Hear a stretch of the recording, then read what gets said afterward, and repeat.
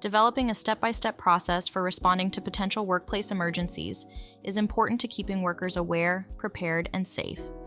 This emergency action plan can be tailored to your workplace risks and potential emergencies.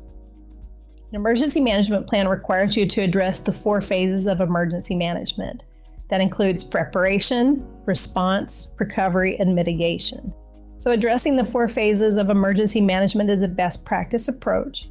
It requires you to look at each of those phases individually. Preparation obviously is the thing to do to prepare for an emergency. Response happens from the time the disaster or the emergency begins until life safety is assured and completed.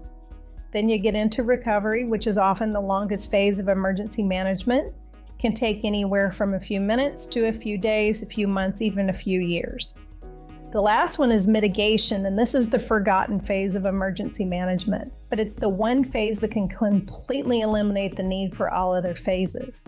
Because if you can mitigate the risks and eliminate the potential for the emergency, then you never need to respond or recover.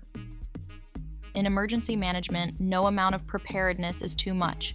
Each workplace should determine what steps and strategies are best for them. Employee involvement is very important in developing an emergency management plan. Employees have experience. They know the facility, they know the equipment, they know what hazards are likely to be present. They're the ones that are most likely to be impacted by it. So having the employees involved can be very beneficial. If you have an employee who says a functional need and they need to be assisted to rescue or escape from a building, you want to have them involved in that process. I worked with an organization that had a multi-story building, and they had an employee in a wheelchair who worked on the 5th floor. And they knew that if there was a fire or some kind of an emergency that they'd have to evacuate, that they would have to assist this employee.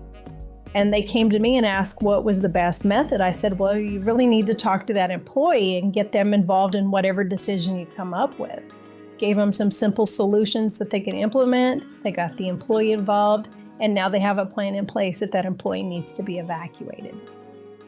This video is one of several OSHA provides on core elements of a workplace safety and health program. Visit OSHA.gov to find out more information on how safety and health programs can help make safety a core value.